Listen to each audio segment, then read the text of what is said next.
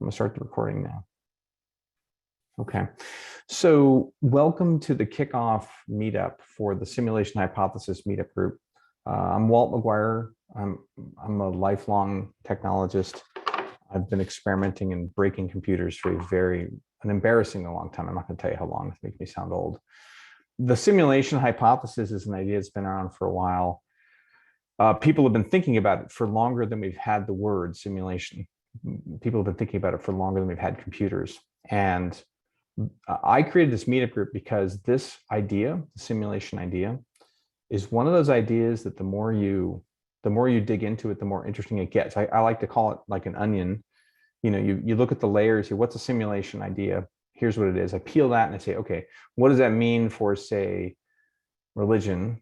And that's even more interesting. Then I peel that and I go, what does that mean for us or time? It gets even more interesting. So as we peel the layers, the deeper you dive into this, the more interesting it gets. And it has just massive potential implications and so on. So tonight's idea is not to give you answers. Tonight's idea is to begin a discussion. What I did for this was I pulled together probably about 45 minutes of stuff just to share some, first of all, baseline. What is a simulation? What is the simulation hypothesis? And then why might it exist? Because the why is maybe one of the more important questions.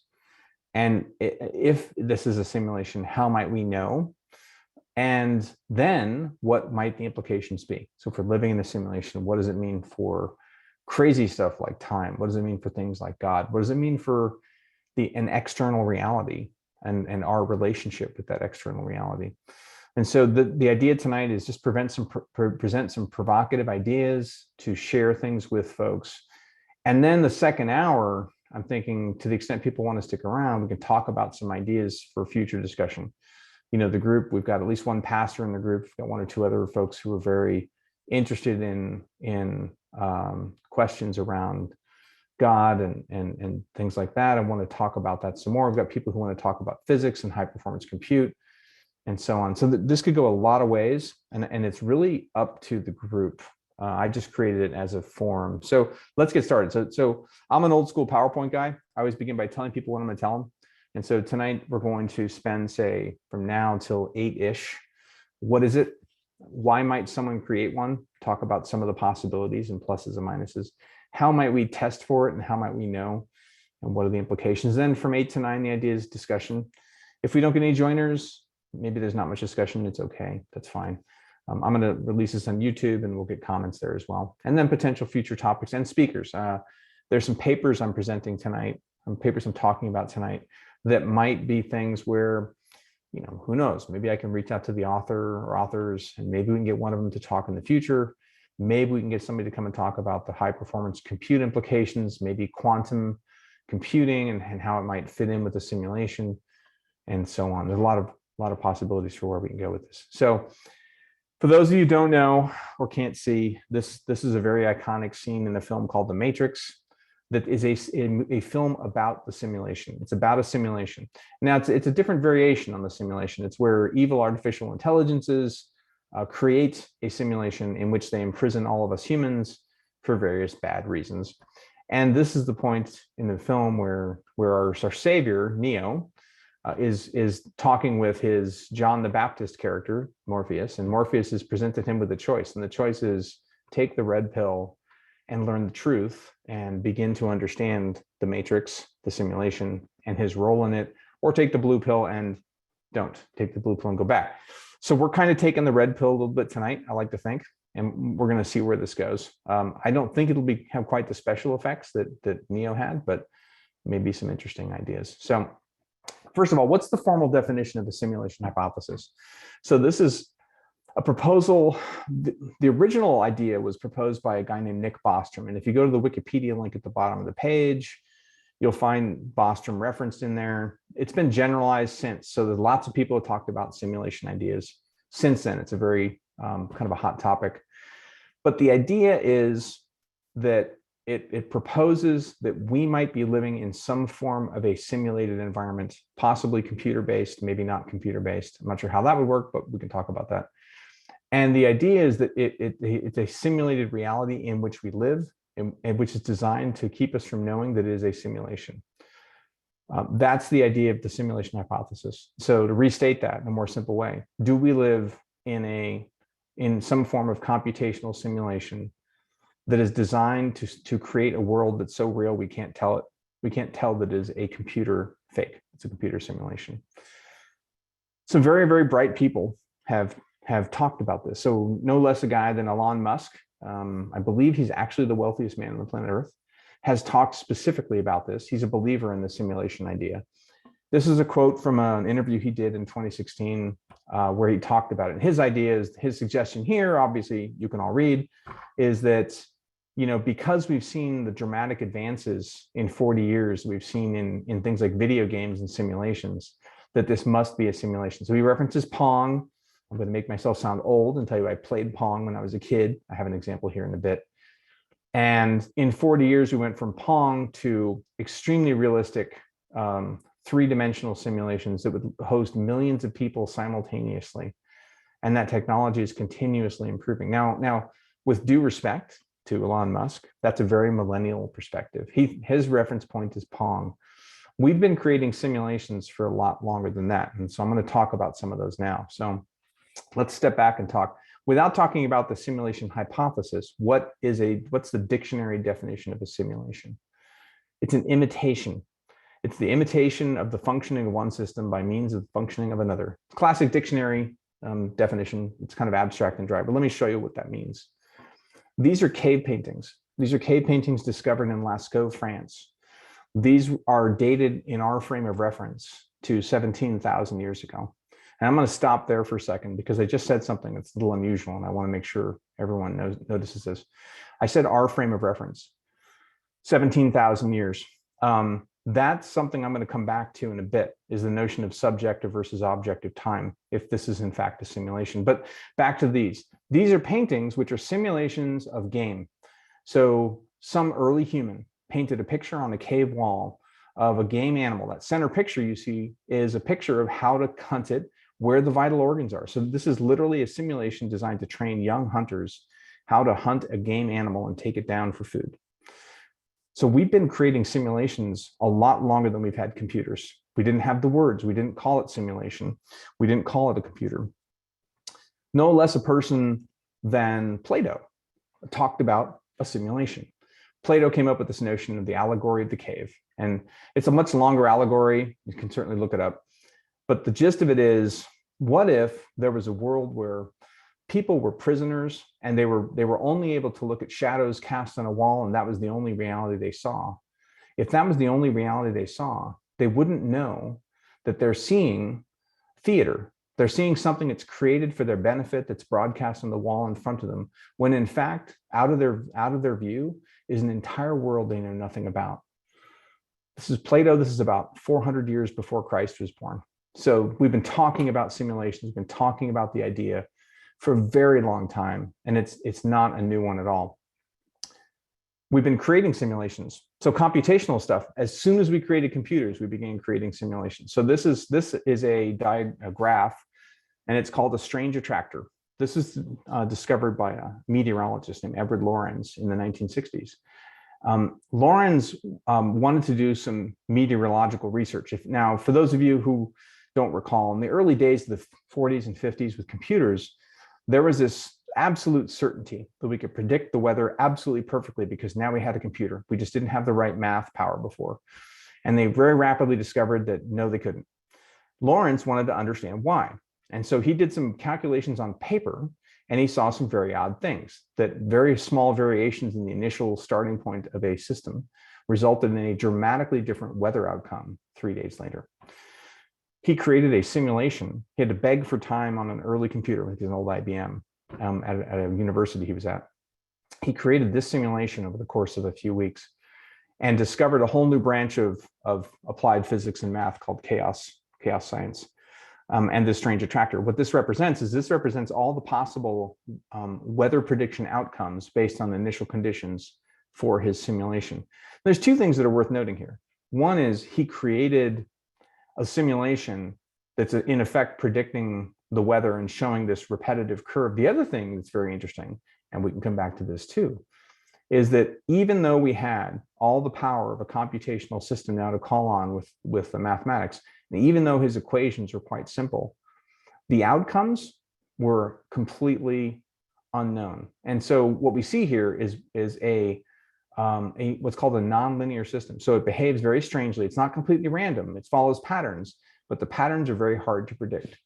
And so he uncovered a whole branch of mathematics with this simulation. This was in the 1960s. And there's some more recent examples we can show. So this is Pong. For those of you who don't know, Pong was a really simple game. It was basically, you had two paddles and you had a ball that bounced back and forth. And the idea was you hit the ball back and forth. This is about 1978. And I wasted way too much time doing this with my friends back then. Fast forward to the 90s, and I wasted yet more time in a game called Doom. So Pong was two players. So I would get in there, my friend would get in there, and we'd knock the little pretend ball back and forth until one of us lost. Doom was a simulated environment where you would get in there and you'd grab your whatever machine gun, Gatling gun, shotgun, grenade launcher, whatever, and you'd go and you'd blow up bad guys or blow up each other. Doom was a multiplayer game. So in the 1990s, 30 or so years ago, we were creating simulations where people would go and interact with each other in these semi-structured environments that provided some story for us. Now, it wasn't entirely open-ended. There were just walls and rooms. There were boundaries where you couldn't go. So the simulation was fairly limited, but it was a simulation. Well, it got much more interesting down the road a bit. So not too long after that, this is Final Fantasy VII. This is just a few years later. The quality of the graphics was significantly better, but maybe more importantly is the story was adaptive. So instead of having something like Doom where you walk down to the end of the hall and there's nowhere to go, and maybe it has a picture of the landscape, but you can't actually do anything with it, Final Fantasy VII allowed a world where you could actually wander around and do things. It was scripted, so there were boundaries. There were still boundaries. Fast forward to 2000, and we have Second Life. We have a whole different thing. Second Life, if you don't know, created by Linden Labs in San Francisco. It's an open-ended world simulation. So people could go in there, you could create an avatar and do whatever. You could grow a plant, you could build a building, you could sit and do nothing, you listen to music, talk to people. You could go to different parts of the world and explore different things. Second Life was an open-ended computational simulation of an entire world. And it wasn't perfect. It had graphical problems, it had scale problems, all kinds of things. But 20 years ago, we created a world simulation. And maybe most recently is we've got this little thing called Meta. So Meta is Facebook's future. Facebook has decided they're going to create a world simulation for all the Facebook users to go and interact with each other. So I kind of call it Second Life on steroids, or Second Life version 2. There's no doubt Facebook with their deep pockets is going to do something very different.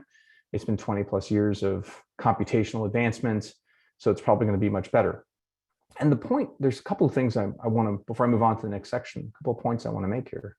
First is simulations are in our DNA. As long as there have been people, we've been making simulations. And our simulations are getting better, and they're getting richer, and they're getting more capable of simulating a reality. Now, none of these is anywhere near, just all you have to do right now is don't look at me for a second, look around you at the room.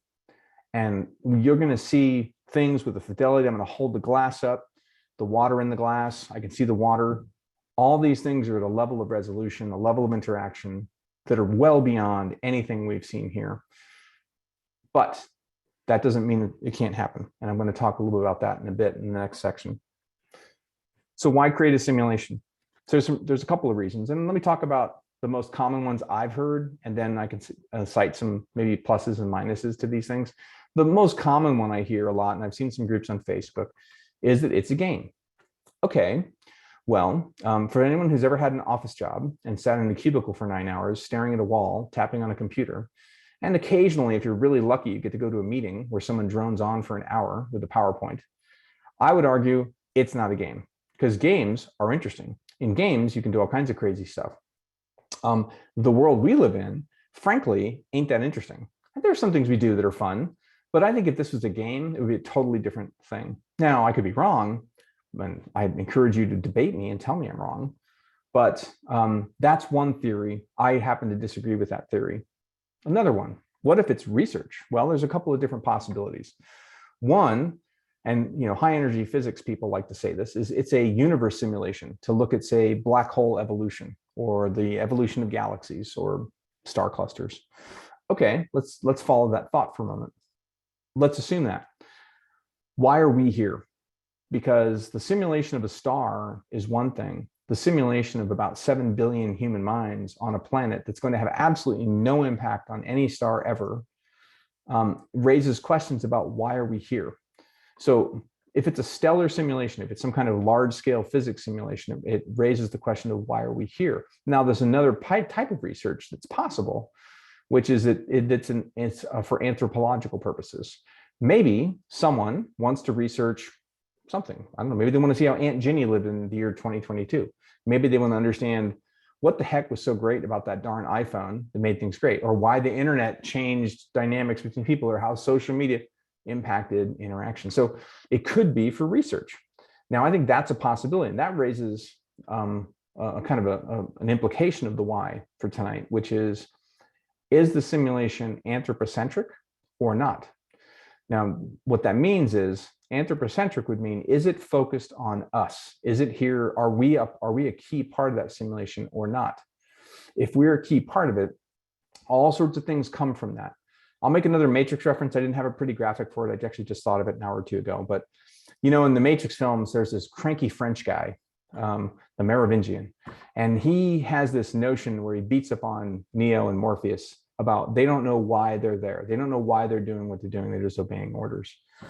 And he stresses that the why is everything and it matters. And, I'm not typically a fan of obnoxious French people, but he makes a good point. The why of a simulation impacts everything. It means all the questions we ask later, all the learnings we draw from it come from that. So an anthropological simulation may be a reason. I don't believe it's a physics simulation. Let's move on to the next bit here. Is it an accident?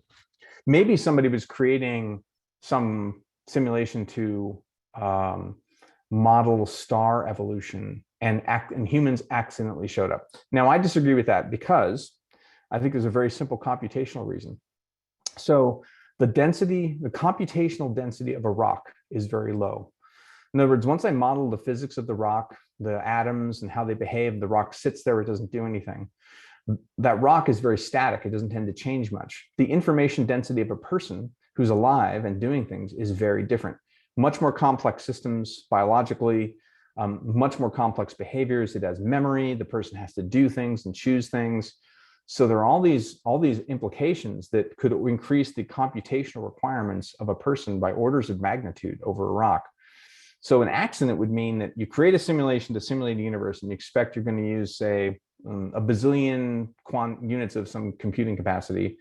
Well, if all of a sudden I have a bunch of planets that have people on them, now suddenly I need 2 or 3 or 4 times that computational power. I don't think that's the case. I don't think somebody would want to do that. But it's possible. We could be an accident. Now, here's one that I'm interested in. So is it the result of a technological singularity? So now we're into a whole new concept. This one's a little messy, so I'm going to slow down a bit and talk about this. There's a notion that the rate of technological change in humanity has been accelerating steadily for a very long time, for as long as there have been people. And in fact, when you map out things like advances in computational technology, advances in technology adoption, advances in the kinds of breadth of technologies, you see this common curve called an exponential growth curve. What that means is that the rate of acceleration in that change is constantly increasing. Let me show you some visuals about what that means to help translate that. So on the left side here, so this is created by an author named Werner Vinge, and he mapped out a couple things. Let me talk about what you're seeing here. What you're seeing is the time to adoption for key inventions in the United States of America. And that's measured as years from the invention of the technology until use by 1/4 of the US population. So kind of, in other words, a measure of common adoption, starting with the telephone. So what you see is the telephone originally showed up around the year 1870-ish, and that's that bottom axis you see there. And on the left side, you see a scale showing approximately how many years it took for 1/4 of the US population to adopt that. So we see 10, 20, 25 years-ish for 1/4 of the US to begin using the telephone. Then we moved to the radio closer to 1900, and the adoption was faster. It wasn't a lot faster, but it was around the order of 20 years. Then we fast forward to about 1925, 1930, and we see the television, that rate of adoption was closer to maybe 15 years. Now we jump forward to the personal computer about 1978, and what do we see? That it's accelerated. So now that adoption is closer to 5 or 6 years to get 1/4 of the population using it. Then move to about the early 80s, and we see the mobile phone, and we're down to 11 or 12 years. But then we get to the interesting part where maybe 1990, the web shows up, and within, it looks like 4 years, 5 years, 6 years, we have 1/4 of the US population adopting that technology. So that's one data point. I want to show you another, and I'm going to talk about these curves. So the other one is mapping out the growth of computing power. This is by a guy named Ray Kurzweil, who wrote a book about the technological singularity. Ray talked about the fact that we've been steadily advancing our ability to deliver computing power for constant dollar amounts for a number of years. Now, if you could extend this way, way earlier. I've seen charts that show that time axis going way earlier than 1900. He did it from 1900 on. But what you see here is in 1900, we had a computer that could do some 10 to the -5 calculations per second, like one calculation for something, for $1,000. And by 1920, we were able to do that somewhat faster. We're getting close to one, maybe half a calculation a second. By about 1945, we were 1 calculation per second. And by 1980, now we're looking at 10 to the 3rd or 10 to the 4th, 1,000, 10,000 calculations per second. By 2000, we're getting close to 10 to the 6th, 10 to the 7th, 10 to the 8th calculations per second for the same dollar amount.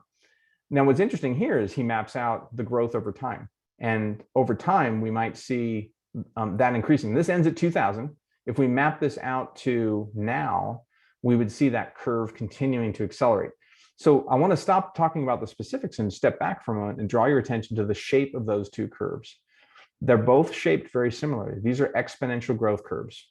So in other words, the rate of increase in computing power for a constant dollar amount is increasing exponentially. The rate at which we are adopting new technologies in the United States, and this also holds true for worldwide, is also accelerating exponentially. So what does this mean? This leads us to the idea of a simulation. So the idea of a singularity. So as this line becomes more and more vertical, at some point it becomes purely vertical. So in other words, the line would say that within the space of 0 time, we see some kind of dramatic acceleration in the rate of technological improvement and adoption. That's what's called the singularity. That could mean that at some point, a number of things come together. And depending on who you talk to, some people think this will happen in 2040, some people think 2050, some think never. And what that'll mean is that the entire human experience changes instantaneously because a number of technological fields have come together. They've impacted the entire human experience. The entire world changes literally overnight. Hard one to maybe wrap your head around if you're new to it, but it's an interesting idea. The more you read about it, the more interesting it gets. It's not a perfect idea, and there are definitely some shortcomings to it. So that's what the singularity is. And if one happened, they might need to create simulations for people, for the sake of people, for different reasons. And so we can come back to that one later. That's a big idea, and it may be a whole conversation all on its own. Okay, so enough about the why for now. Those are the main reasons. How could we know? How might we know this is a simulation? And I borrowed a line from the Matrix. Are there glitches that we could find? There might be. So there's an old philosophical question that anybody who's ever had any college conversations probably heard. If a tree falls in the forest and nobody's there to hear it, does it make any sound? That's actually kind of almost a physics question. If a simulated tree falls in a forest and nobody is there to observe it, and this is an anthropocentric simulation, in other words, it's about people, what should the simulation do? Well, it could do some different things. We're going to talk about the options. Option 1, We calculate everything about the tree falling. So what does that mean? I used to live in the Santa Cruz Mountains, and I was surrounded by 200 plus foot tall redwood trees. And when one tree fell, it had a dramatic impact on the forest around it. First of all, it made a tremendous noise. Imagine a freight train combined with a 747 and a nuclear bomb, and that's kind of what it is. But it tore up the soil around it. It could block roads, it could block creeks, it could create new terrain. The tree would take upwards of 60 years to decay. During that time, all the organisms that lived in the tree had to move. New organisms might move in. The whole soil around the tree becomes rejuvenated. It might leave a fairy ring. So for those of you who don't know what a fairy ring is, it's where there used to be an old growth redwood. And after it died, it leaves this kind of crater in which nothing grows. If the simulation calculates all that, that's going to create a very computationally intense challenge. So one of the problems we have is if we're dealing with a simulation, it probably has finite resources. So it's not infinite. And just like any computer, if you open too many things at once, if you try and do too much, you might overwhelm your ability to compute. And you don't need to do it if you're about people. If this is about people, we don't need to simulate everything about the tree falling because no one was around it. So why do it? It's just wasting cycles. There's other options. One other option is don't do anything. So the tree falls and we just don't care. We don't make a record of it. It just fell. Who cares? Then later on, somebody walks down the street and walk into the forest, and we didn't record that the tree fell. So the tree is still there. So nothing's changed. That makes the simulation inconsistent because now the forest never changes. The forest stays static. The tree didn't fall. The tree didn't create all those impacts around it. There was no noise. There was no outcome that was recorded. And so the simulation now becomes inconsistent because we have a tree that fell that didn't fall. The third option, what if we register that the tree fell and we compute the details only when someone observes it? So that's interesting. And that actually is what we've seen in some of quantum physics. So what we might do is we might say, okay, the tree's here, it fell on this date, no one's around right now to experience it, and there's no recording of it. So we're just going to note it. And then when someone comes around it to experience it, now we'll simulate. That's interesting. That's possible because that optimizes compute and it maintains consistency of the simulation. So this is the idea that some very bright people at Caltech came up with. They came up with a test based on an old quantum physics idea, a quantum physics experiment that's been around for a very long time. And I linked to the paper here. I'm not going to try and do this paper justice. It's about 22 pages. It's pretty dense stuff. They talk about doing a test having to do with the fact that, for those of you who don't know, light, a quanta of light, can behave as a particle or a wave, which in physics is a really weird thing that shouldn't happen. And more importantly it appears that when you run a certain type of test, the quanta of light is capable of going backwards in time just a bit and making sure that it does what you expect it to do. It's a very odd thing. We've observed it for a long time. They modify that test in this paper and recommend some options for ways they could test this. And the idea is to force the simulation to either create an inconsistency or create a quantum paradox where we see light that is both maybe a particle and a wave or neither or something like that. Interesting paper. If there's interest later, we can certainly come back and discuss that some more. They haven't actually run the tests yet. Okay, I think there are simpler ways we can do this. As a longtime video game guy, I'm a fan of cheat codes. So, when I used to play Doom, I'd get my butt whooped. People would shoot and I'd be dead. My lives would end up and I'm out of the game. Cheat codes are great. So for those of you who don't know, a cheat code in a video game is you do something magical, who knows, maybe you dance a certain way or put in the code, and you might have infinite life or you can fly or infinite bullets or something like that. So what you see here are two pictures from the Matrix films, right? So first is we have in the Matrix, it's, humans are controlled by evil artificial intelligences, and they have these agents who come into the simulation to keep us in place.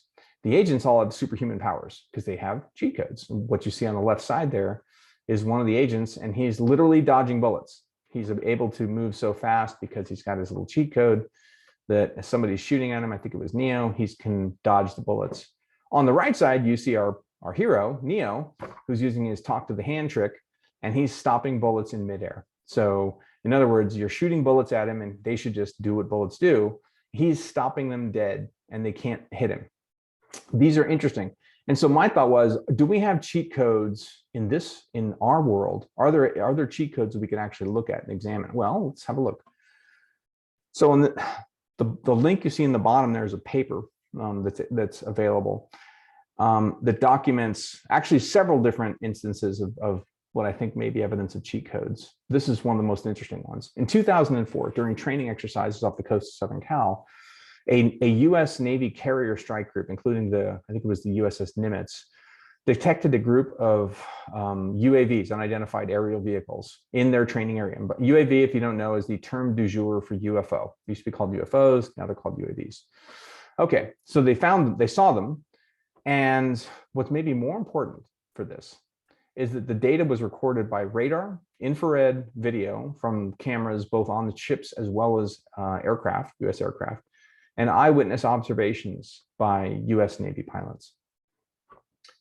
Each UAV was about the size of an F-16. So I think that's about 20 feet long. And they had no obvious control surfaces, no obvious engines, anything like that.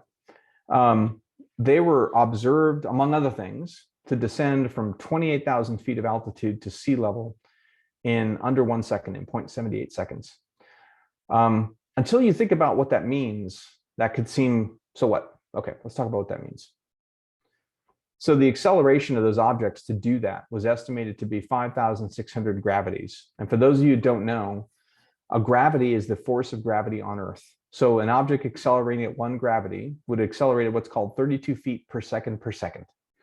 So if you dropped a rock, the first second it would move 32 feet. The second, it would go 64 feet.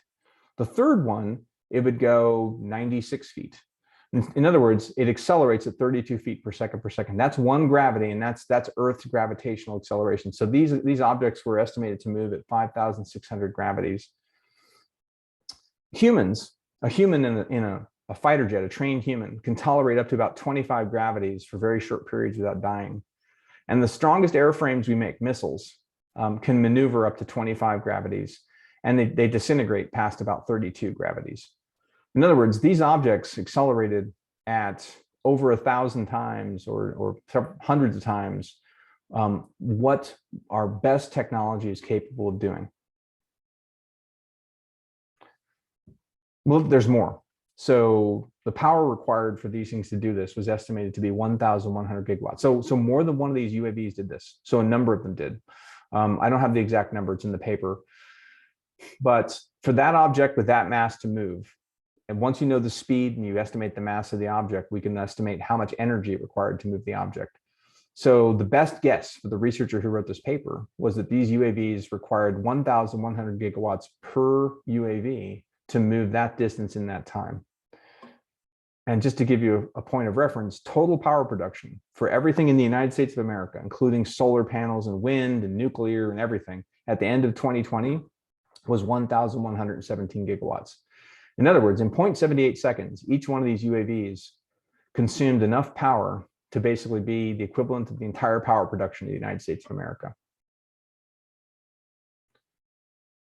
Also, the UAVs descended at 46,000 miles an hour. So when you take those gravities and you figure out how fast they're accelerating and kind of what their maximum speed is, they moved at approximately 46,000 miles an hour. But they didn't generate a sonic boom. When they reached sea level, in many cases, they descended down to 50 feet above the ocean. They didn't displace the water. So despite the fact that they're moving 46,000 miles an hour and suddenly stop, there's no displacement at the bottom.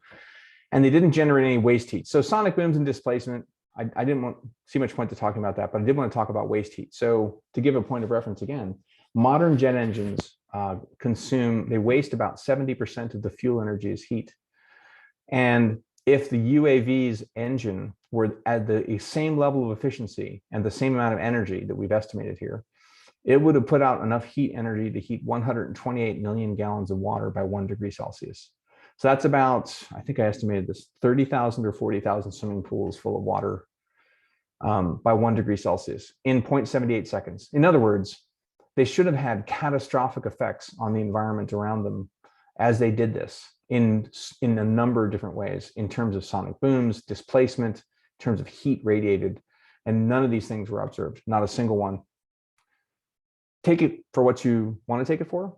The paper's there. Go read the paper. There are actually 2 other instances of UAVs documented with radar and observations doing equally crazy things. I just picked this one because it was off California and not terribly long ago. So next section is what if it is a simulation? So I'm going to talk about a couple of ideas and we'll go from there. So to borrow a line from the Matrix again, at one point when Neo's taking the red pill, one of the characters, Cypher, says to him that, get ready. This is going to be crazy. Buckle your seatbelt. Okay, let's talk about some of these things. The first thing is, when is it? Well, so let's talk about subjective versus objective time for a second. Let's suppose a video is a simulation. It's a recording. It's a simulation of something. Let's suppose you're a character and you live in a video. When someone pushes the play button, you begin living your life. Everyone around you in that universe is moving at the exact same rate as you. So in other words, your frame of reference is limited to that, you being inside that video. You don't know that there's someone outside who pressed the play button. Let's suppose that somebody's watching the video and they need to go get something out of the refrigerator. They hit the pause button. Now you in that video, everything freezes. The oxygen around you freezes, the light freezes, everybody freezes. You're not thinking. In other words, it all stops because your subjective frame of reference stops moving forward. I come back, I get my beer, I hit the play button, it begins playing. I move fast forward because I want to see the end of the movie. And everybody in that video is moving at the same rate. Their frame of reference is all accelerated at the same time. So they don't know that they're moving at some accelerated speed. And maybe more importantly is, let's suppose the video was recorded 60 years ago. You sit down at your computer and you push the play button now.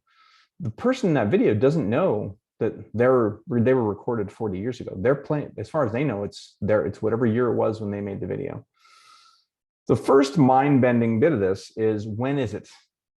Well, so if this is a simulation, it may have been created by a society that invented the technology in 2023. It may have been created by a society that invented the technology in the year 5 million, everything in between. In other words, the external frame of reference could be radically different than our subjective frame of reference. We could be living in a simulation that simulates the year 2022 because that's the way it is. The outside world could be a million years from now. And moreover, the rate of time passage in this simulation may be different than the external frame of reference. Let's suppose somebody really only cares about the end. They want to fast forward past all the stupid stuff. They don't want to look at cave paintings. They don't want to look at Edward Lorenz's stupid little thing. They want to get to the big end where everybody does something awesome. This could be running at 10 or 20 or 1,000 or 1,000,000 times the rate of the outside world. So we all literally could be living in fast forward. So when is it is a big question. It may not matter much, but it might matter a lot. Here's another big one, is God. For people of faith, I've had this discussion a lot. For people of faith, the simulation idea can be a very scary one because on first glance, it can make it look like it's mutually exclusive. In other words, it might be saying that if it's a simulation, there can't be a God. My contention is that's not the case at all, for a variety of reasons. So let's talk about some of the possibilities, right? One possibility is that God is an agent of the simulation. In other words, if it's an anthropocentric simulation and somebody wants us to work towards some goal as a people, they want us to believe, maybe they want us to have integrity, faith, maybe they want us to have morals. God could be an agent of the simulation designed and intended to help us and be our guide. God could also be an agent of the people who run the simulation. So God might be the agent who runs the simulation. The simulation might be God's universe. I've been thinking about this a lot as I wrote this presentation. One of the things that always confused me when I was a kid was I'd go to Sunday school and we'd read the Old Testament and it would be God inventing the world in a few days. Wow. I mean, just wow. Like, as I learned about physics and the universe and all that stuff, it's just pretty impressive. If it's a simulation, that's a whole different ballgame. because yeah, now it's possible. So God may actually be the owner, might be the operator. God could be an agent. God could also be an independent.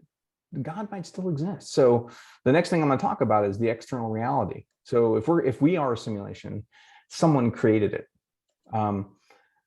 Just because we live in that simulation doesn't mean that there isn't a God who created the external simulation, the external world around us, the external reality that we are going to maybe interact with. So God can still be there. They're not mutually exclusive. And this is one of those ideas, I think, as we go forward with the group, I'd love to talk about more, because this is it takes away the nihilism. You know, one problem I've seen is when you talk about the simulation stuff with people, they tend to go towards nihilism, which is the belief in nothing, which can be a very dark place to go. If we assume that the simulation is a boo-boo, like we're not supposed to be here, okay, that's a pretty dark place. If we assume that someone cared enough about people to go to the trouble to create a simulation for people, for us to be here, to learn and to live and to die, then that has implications about how much they care. And that has big implications, I think, about what it means for God and our relationship with God.